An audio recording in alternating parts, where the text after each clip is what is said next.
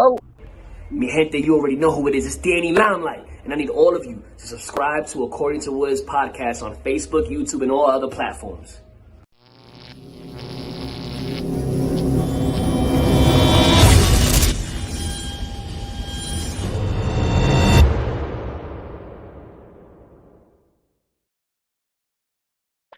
what's good, party people? This is According to the Woods, and I have the honor and privilege of talking to a DJ. He is a host. He is a event planner and the official DJ of Bare Knuckle Fighting Championship, better known as BKFC. He is DJ Tony. DJ, what's going on? What's up, everybody? How everybody doing today? Doing good, man. Doing good. And I mean, it looks like you're pumping iron. You're like in between workouts and jazz. Yeah. At the gym right now. Just finished about an hour and a half workout. Oh shit, let me fix that. Yeah, just finished about an hour and a half workout. It's my second workout of the day. Got another one I'm gonna do probably around 7 o'clock at Clearwater Beach. Just run the beach. Just started like 3 days ago with Smith Brothers Combat here in Florida. With Coach Jay Jackson. He's actually a boxer as well. So he's getting me ready. I'm trying to get ready for try to do an amateur fight here this year. So I think it's brilliant, and I love the fact that you're taking care of your body because a lot of people don't when they think of like DJs, they might not be like the most physically fit, what have you, right? But literally a set can last hours at a time, and you have to be able to, to maintain yourself, to keep the energy going. There's a lot of physicality in it. Yeah, especially me. I'm the type of DJ that I don't really. I can say maybe in the last 10 years I might have sat down maybe twice for an event. Like, I'm always standing. I just don't like to sit. So yeah, you definitely gotta be ready for a long night, especially for the fight. They can run long sometimes. No, 1,000%. And Don McGuire of the Fighter's Voice says stepping away from tacos is hard. Oh yeah, definitely. I love me some tacos. They're definitely hard. So, how did your journey, behind the turntables? How did that all start out? I started about, I want to say about 12 years ago now. I actually started because my uncle Steven, was a DJ, and basically I would just go with him to different events, and I always loved music. I always did my little thing on the side in high school, making mixtapes, stuff like that. So yeah, pretty much just started from that, and then my parents ended up actually owning a restaurant slash bar, so we ended up needing a DJ. So I pretty much just took over, and yeah, pretty much how it started in Virginia. Damn. You're getting some love over on the Twitch stream because they are saying DJ Tony is hot. I want him in my life. So you're getting out there. How you doing, ladies? Single guy over here, so hit my inbox. Dun, dun, dun. So, obviously, you reside in Florida now, but you're originally, an East Coast guy. And I mean, in terms of, to me, I think the two kind of archetypes and the ancestral grandmother and grandfather, respectively, of the art form is essentially whether it be the Toastmasters in Jamaica, and then obviously in the New York, New Jersey area. So were you influenced by any of the DJs of the time? No, I can't, truthfully, I can't say that. Obviously Hot 97, all their DJs, I listened to that for a little while while I was in New Jersey. That's where I was born. But I was raised in Virginia almost all my life until I moved to Florida about like 7 years ago. So yeah, basically just whatever radio DJs, DJ Clue, DJ, Funkmaster Flex, really what I grew up on. Biggie, Big Pun, shit, Criss Cross. Crisscross was actually my first CD. You know, that's all that I grew up on. New York hip hop. That's so dope. Don Ware says, is that DJ Fusion who played with DJP from Mix Master? You're not that one, right? Nah, nah. I played at a fusion club in New Jersey, but nah, not that Facts, guy. facts. So, I mean, what did you cut your teeth in kind of like the DJ scene in the New York, New Jersey area, that like northeast section? No, it was actually I started DJing when I did. I started in Fredericksburg, Virginia, in a real country town. Like I said, I started off. My parents had a restaurant, and that's pretty much how I got into starting to promote. I was promoting. They had a Puerto Rican restaurant, and at night it turned into a nightclub. And yeah, so pretty much that's how I started, and I got my name out doing that. And from there, just went to more clubs, different events, and yeah, so that's how it all started. Fredericksburg, Virginia. Now, were your parents pretty supportive once you kind of figured out, like, hey, mom, dad, this is what I want to do? Yeah, yeah, definitely. You know, growing up, they were, you know, big, same thing, big salsa. Mostly, I'll say salsa. They like, you know, merengue as well, and obviously hip hop. My mom was a big freestyle, New York freestyle girl, so basically that all mixed up, and you know, their love for music as well. It was, you know, it was easy for them just to accept it and love it. Do you remember your first set? My first set, I want to say, was at that same. Nah, it was either at my house because we used to do a lot of pool parties too. So it was either at my house or I want to say it was at the Puerto Rican restaurant, Pisano's. Oh, no, I'm sorry. What am I talking about? Las Palmas Cafe in yeah, in Fredericksburg, Virginia. I want to say it was Latin night. I think that was my first set. Were there any nerves? Oh yeah, yeah, of course. But at that time, well, I guess not really. At that time, I was young and naive, and I just, you know, way too big-headed, cocky, and was really just. I think now I get, you know, more nervous than I do then, because now I actually know that if I mess up something, you know, it's big. So then I didn't really, you know, I didn't care. If I messed up, it was whatever, you know, on to the next song. But that's great, in terms of, an artist, right? If there could be, especially in your field, there could be hundreds, if not thousands of people, in a particular setting, right? And they might not know, right? They're partying and whatever. They might not know, but like it's like if you know that you goofed up or, you know, uh, Oh yeah, it sits on you, right? And because you care about your art form. yeah, definitely. I mean, even it's been what 3 weeks now since BKF 17. I still remember little things that I messed up on, or maybe a half a second later, you know, and it's still eating at me now. Like I go back and I always watch all the fights. So I hear when I turn the music on, or I hear, you know, I just yeah, it gets to you. And then leading up to a fight, especially, you know, because you want everything to go perfect, and yeah, so it can be stressful at times. Yeah, no, 100%. And especially with your role, at BKFC, it can be, it's a different crowd. A combat sports crowd is different than your traditional party crowd, right? And I mean, managing that kind of labyrinth, that it can be kind of tough, and what to play and what have you, and managing the emotions in the room.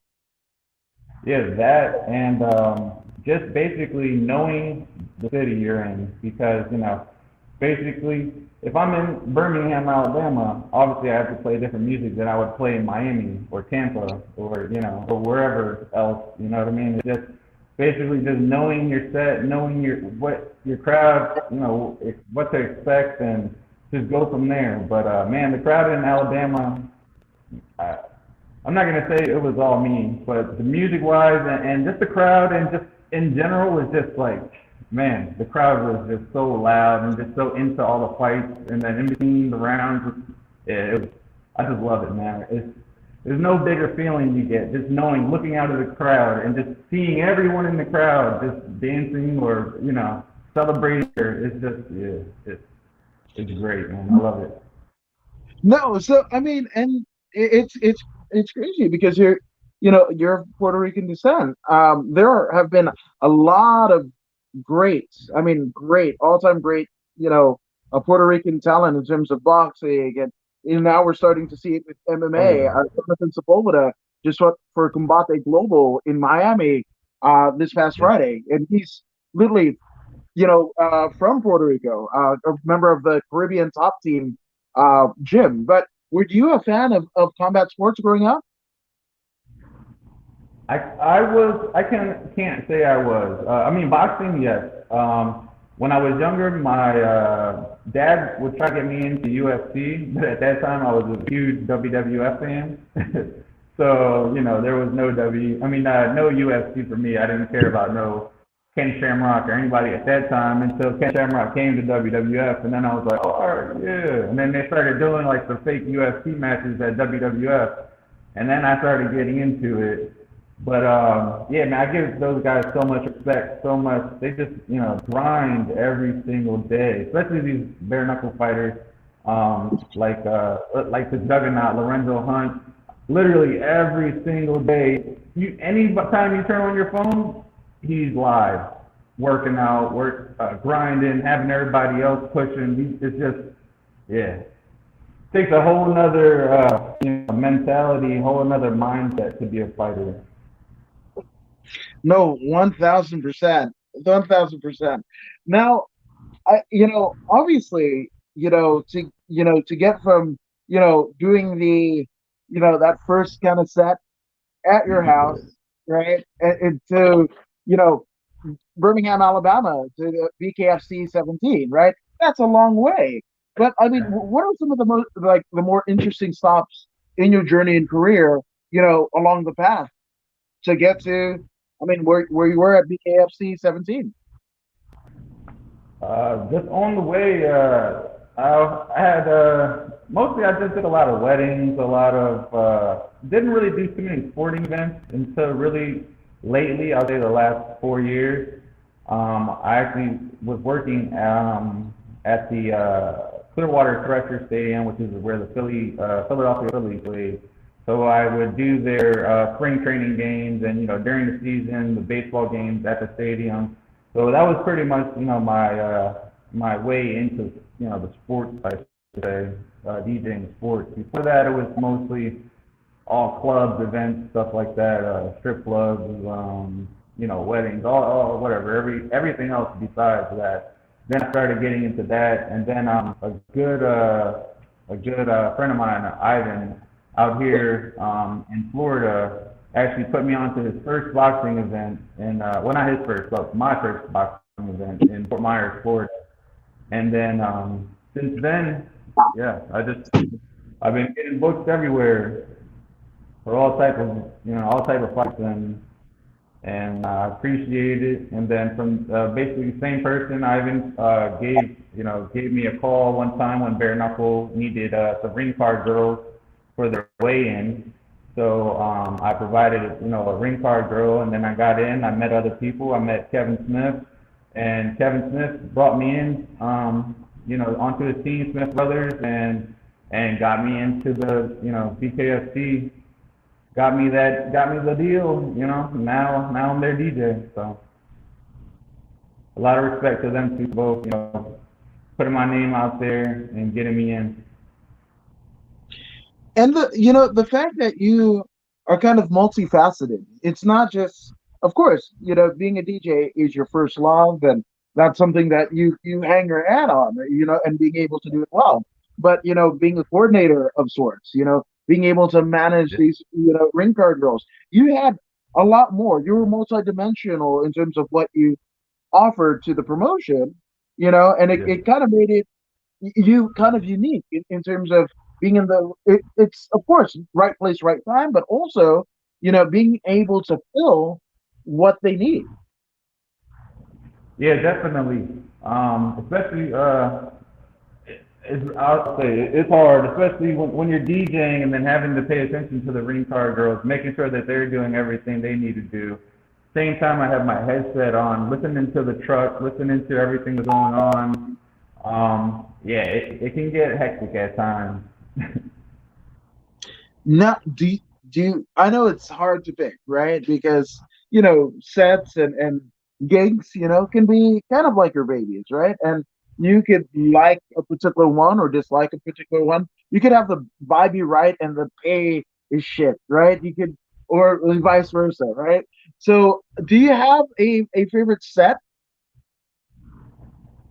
I would have to say it would definitely be for the fights, definitely for Bare Knuckle. I also I mean I'm sorry, BKFC. I also do BYB events as well. So yeah, just the fights. Being able to be there live, see everything, obviously firsthand, and meet all the fighters, meet everybody, meet everybody, the production crew, and just gives you a whole nother perspective of how things work behind the scenes, how much respect you get for the guys behind the scenes. That when you're watching a regular boxing event, you don't know what's going on. You know what I mean? You don't know what they're going through in that, and just to know, listening in while I'm DJing, it just, yeah, like I said, it just gives you a whole other perspective. No, and knowing what the fighters go through, being there, at the weigh-ins while they're trying to cut weight, and yeah, it's just, yeah, I give these guys so much respect, man. No, 1000%. And especially you've got a friend of the show, Mr. Live Worldwide, Jeff Houston, kind of Oh playing yeah, back and forth, right? Because he's announcing, and then because there can't be, oh, to use a euphemism from radio, there can't be much dead air, especially when you've got a live yeah. crowd, right? So, how is the relationship between you and Jeff? And knowing, where he speaks versus when you play, like how do you guys kind of formulate that, or you gotta just go on the fly? No, it's kind of we talked about it beforehand. Oh man, I love this guy. He's so funny. He's the coolest guy for real, and especially off camera. He's this guy is he's just amazing, man. And his outfits, I call him Mr. Smooth. He's just he's the smoothest guy, smoothest talker. He's a great guy, and normally everything goes smooth. We had a little hiccup where the mics had went out for a second this last show, and he was kind of signaling me to put on the mic, and it was nothing I could do. And but yeah, we got to figure it out. But yeah, sometimes it does happen, and yeah. But he's man, he's the greatest. Like he's probably I would say he's my favorite announcer, and I love working with him and everybody over there. Here's a little bit of a deep cut, if you will. Not many people know it, but um, like the Police Gazette, Hall of Fame, president, uh, Scott Burt and Jeff Houston, they have this kind of clash going on in between shows. Who could outfit each other? How could Oh so yeah. you are somebody that is non-partial and you've been there. Like, have you Oh seen them man, don't do that to almost me. peek out, like kind of ruffle their feathers and what have you?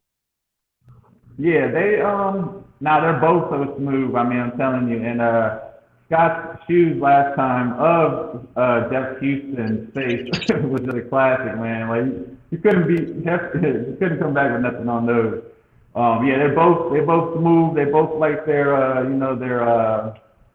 their rhinestone shoes and their silky ties or bow ties. And yeah, man, I can't choose. They're both just smooth, Like they're both the guys. I had a chance to sit down actually with Scott, Kevin, Smith, Jay Jackson, which is a fighter actually training me now. I actually go to train with him tomorrow again. Um, Howie, and with somebody there. Man, there was another person there. I know his name. He's the guy that sets up the ring. Yeah. Anyway, we all got a chance to sit down and have dinner together, and I got to know Scott a little bit better. And man, he's a funny guy, and it was a great time. Did you see the pair of shoes that one Scott Burt was wearing for BKFC 17? Did you Yeah, did those you are the get it ones I was referring to. The ones of right? Jeff Houston. Yeah, Yeah, yeah. that's. I was like, you can't. I mean, there you go. Like, and That's what it either says. You way, can't stop it. What are you gonna do? There's nothing you can even do. Like you're showing him love, so you can't even hate on it. yeah, it's like equal parts. Like, you can't diss my shoes, and then but Jeff Yeah. could clap back and go like, but you paid to have my face on your shoes, so I de facto You I win. probably would say that. But nah, they have so much love and respect for each other. It's just all games, they just like to go back and forth. And same thing with me. I like to like when I come out to the shows, I always bring out a bunch of socks. I'm a big sock guy, so I always bring out a bunch of socks, and give them all to all the fighters and everybody in the back. Um, yeah, man, it's just everybody likes their own style, has their own style, and those two are definitely two hottest in the game when it comes to dressing. I love it. I love it. Now, in terms of the perfect set, right? Even if you were to cultivate the perfect set, what does this look like? Is it the set list that you're playing? Is it the ground, the venue, the atmosphere? Like, in the mind and the words of DJ Tony, what is like what creates a almost infallible atmosphere? Pretty much just knowing your crowd. Like I said, if I'm gonna be in Miami, I gotta play a lot of hip hop, a lot of Latin music, a lot of Rick Ross, old school hip hop. That and they just feed off of it, and crowd goes crazy. Here in Alabama, it's more rock and hardcore, old school, DMX, Snoop Dogg, stuff that's from the '90s. So yeah, it's just pretty much just basically where you're at. If I'm doing a baseball game, you got to do more friendly, take me out to the ball game and stuff like that. So it's pretty much just the set that I'm at. Fight. I'll say I'll do probably 60% hip hop and then everything else just mixed in rock or what basically I'll just feed off the crowd. Best way to put it. If I see that they're vibing to a certain song, then I know okay they're gonna like this. They're gonna like. So you basically just have to feel off the crowd, and that's how I do it every time. Now, you don't have to uh like say the name or where it is. If you want to, you can. But was there ever a time that you might have misjudged and misread the room and played like what you thought they wanted, what you thought they wanted, and it wasn't what they wanted? Yes. I would have. I'm not gonna say really fights wise, but I would say more like let's say a wedding or something like that. Yeah, I play. Sometimes you play the wrong song, and you got the grandmas or the older people looking at you like, "What are you doing?" And I'm like, "The bride says this is what she wanted to hear." They're like, "No, no, we're not doing this tonight." I'm like, "Hey, she gave me her playlist. This is what she wants. It's her wedding." But yeah, I definitely, you definitely get the eyes like you need to turn this off, or yeah, definitely more for weddings. I'd say that happens more. Fights, they kind of just go with the flow, and then hey, they know you don't like that song, but the next one come on, they'll like it, and yeah, so it's more Yeah, weddings. you think like it might be intimidating with the fighters or what have you, right? But like you get Bridezilla and then her whole bridal party and her family, right? And you Yeah, play the wrong song in her special moment. Oh my gosh, you want to oh run yeah, for the hills. and I've actually done that. Oh man. So I played the bride, or not, sorry, the groom's brother wanted me to play a song for the bride, which she didn't like. But I guess it was supposed to be a joke, I guess. But when I played it, she got so pissed, and I was just like, it was supposed to be a joke. He told me to play it. She's like, turn that off now. Yeah. That was probably the only time that this ever happened to me, but it was bad. Ugh, oof. Oh man, more power to you because like I would have left the turntables and I was like, "Nah, Felicia, like I'm out," because you know, uh, like that's just It happens sometimes. Or if I'm in public somewhere, like I do all the total wines. I DJ at all the total wine near me. So if I'm in there and I'm playing a certain song, might have someone come up to me, and normally it's complaining that the noise is, I mean, the music's too loud, or you always have that one person that's gonna say something at every single event. So, this is year 12 for me, so I'm already used to it, and I know what to expect. I know someone's gonna not like a song, or it's gonna be someone's favorite song, and it's gonna be someone's least favorite song. So, really nothing I can do. You just gotta go with the flow, and yeah. exactly. What is it? The that Zapp and Roger? Hey, yo, let me flow. Yeah, it's that do I diddy. You gotta get into your do I diddy and figure it out. Yeah, yeah, definitely. It gets crazy at times, but basically for the fights, it's pretty much it's pretty easy. Every fighter gives me their own song, and then pretty much between rounds, I just go off. Let's say one person gives me Biggie, the other person gives me a Tupac song. I'll pretty much in between the rounds stay in between that type of genre for. But then it could be one person gives me let's just use Biggie again, and then one person gives me Elvis. You know what I mean? It's a whole different. So you kind of just have to mix. Feel like I said, it's all about feeling the crowd, and with as many years as I've been doing this, it kind of just comes natural now. I love it. I love it. Now, I know it's a gig to gig kind of not existence, but you kind of live from you're only good as your last gig, right? So, but in the totality of your career, when you decide, and this is maybe decades from now, because you still got a lot left in you, left in the tank. But when you decide to hang up the headphones, these guys here, what would you want your legacy to be in terms of the world in which you cultivated?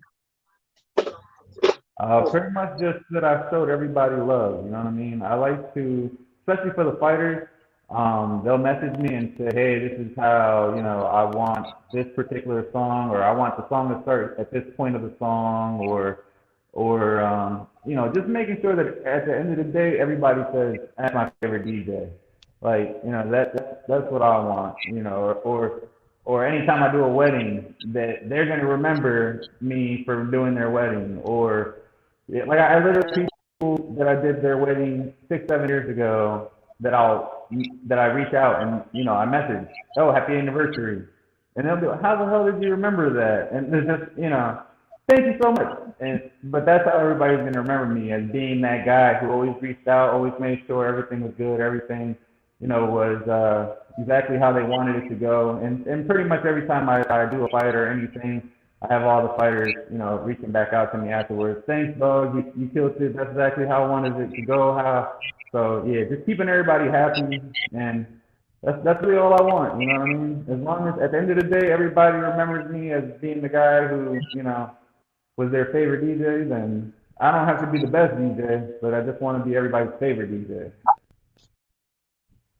I love it. I love it. Now, before we go, right? Yes, Of sir. course, you're cultivating the set. You're kind of curating the mood, right? But what is the one song, right, that when it comes across your headphones, you're like, oh, I'm in the I'm in the zone. Like, and that you're happy. Just as a fan of the art of music and DJing, what is the song that you're like? Yeah, man. I would, and it's pretty funny, but everybody knows the song, and I can play it at any event. Doesn't matter if it's a wedding, kids party, fight, anything. It'd probably be Will Smith, Fresh Prince of Bel Air. Every time I play that song, everybody starts singing it. Like I said, and it doesn't matter what event it's at. Everybody knows the theme song. Everybody. So that's probably I would say my number one go-to song for every single event, no matter what event it is. I, I like that. I like it. That's and it, unity. That's it's been a Yep. crazy, crazy year and a half that we've all been through, and it's just like the things that it can unite us. It doesn't matter what it is. If we all know and we're all singing along, it doesn't have to be the best of voices and what have you. It's probably gonna sound like a feral cat, you know, doing intercourse. Somebody out there, Yeah. somebody's Uncle Jim. Good God, Uncle Jim. But but the unity in it, it doesn't matter. Like, all of the voices in one accord, it's tremendous. Yeah, it's just like I said, everybody knows that song. Everybody I know grew up on Fresh Prince of Bel Air, and as soon as that beat drops, it's just everybody starts singing it. Everybody knows every single lyric to it. So no matter old, young, everybody, oh, I know that song. So yeah, they just start singing it, and just see the whole crowd just in sync, just singing it together and rocking. And yeah, man, it's great. Like I said, I just love watching the crowd basically, and watching them dance to to all the songs, and especially when the fighters are coming out to the theme song, how hyped they get to their songs. Like when Frank Tate came out for the main event, when he came out to Sweet Home Alabama. I mean, the place erupted. Like it's just certain songs where you just everybody in the building just knows it, and they just can't stop dancing. And that's what I like. I like to watch everybody dance. I don't dance, so I like to watch everybody else dance. I love it. Now, obviously, DJ Tony, there have been a lot of people that have helped, both professionally and personally, you Yeah. get to where you are now. So take as long as you need, my friend. Let's get some shout outs out of the way. Oh yeah, yeah. First off, like I said, my uncle Steven Santiago, he's the one who got me into the DJing game. I'll say about 12 years ago. So obviously, I got to shout him out first. Without him, I would have never touched the turntable.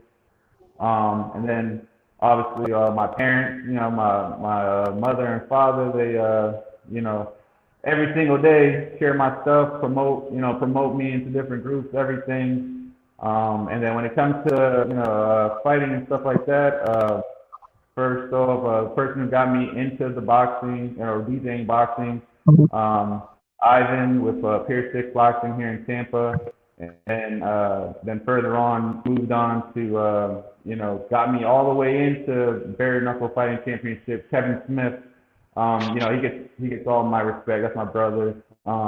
And I messaged him. Just was messaging him. I want to say yesterday, talking about fighters and training and stuff. And yeah, I got three daughters, so obviously shout out my three daughters. And yeah, man, just all my family in Virginia, New Jersey, Florida. Um, Hot Socks official, so always hooking me up with the socks. And it's pretty much it. Yeah, Smith Brothers Combat Sports, and my new coach now, Jay Jackson. He's gonna get me to where I need to be at the end of the year to get my first fight. I love it. I love it. That's tremendous. And it's a matters of the heart because obviously you kind of have your Barrett selfish Yeah, reasons for wanting to be the best, right? Because you don't do anything in life that you aren't passionate about. You shouldn't. Theoretically, you shouldn't, right? But it's those uh, little people that and not little people, but like people that literally usher you into where you need to be to, have an opportunity present itself like it has with BKFC. yeah, definitely. And especially BKFC, I want to shout out to. Dang, I can't believe I forgot this. To Dave Feldman and Dave Feldman Jr. for bringing me on. And yeah, Dave Jr. definitely, you know, hit me up. And what's funny is it was on April Fool's Day. So when he asked me, hey, do you want to come on? He was like, just let me know. And I was like, yeah, of course. I was waiting for it. So he was like, all right, I'll message you back later on. And he didn't end up messaging me back for like 3 days. So I was like, oh man, was he messing with me? Because they like to joke around a lot. So especially Dave Senior the other day, just even the other day called me and yeah, man, pranked me really good. So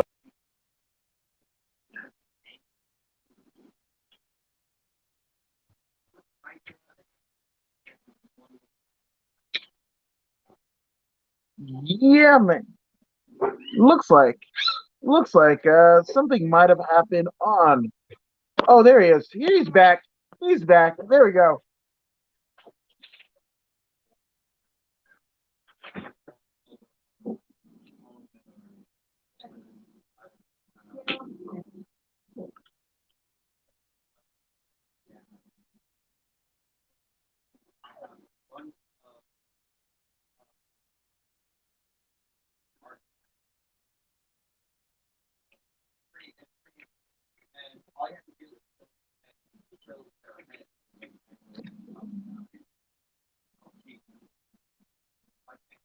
I love it. Absolutely love it. Coach Rob says, Coach Rob approves, but I ain't staying away from the tacos, brother. Like, I'm not staying away from the tacos. This one. This one. No, again, Tony, this has been an honor and a privilege. Thank you for doing this. We're going to be catching up soon. And again, thank you guys for joining us here at According to Woods. And if you haven't already done so, go ahead and like, share, and subscribe to the According to Woods podcast on Facebook, YouTube, and Twitch. I mean, DJ Tony, you're subscribed to the podcast, aren't you? Yes, sir. You know it on Facebook, YouTube. I don't have what was the other one that you said that it was going to be on? About Twitch thing. Yeah, Twitch. I don't have a Twitch yet. Yeah. I need to make a Twitch, but yeah, but definitely following on the other two. Hey, 2 out of the 3 ain't bad. I'm just saying. I'm just saying. So again, thank you guys for doing this. But if you don't believe me or DJ Tony, and I don't know why you wouldn't, well, here's Pro Wrestler Zeta Zhang to convince you. Hey, this is Zeta Zhang. Make sure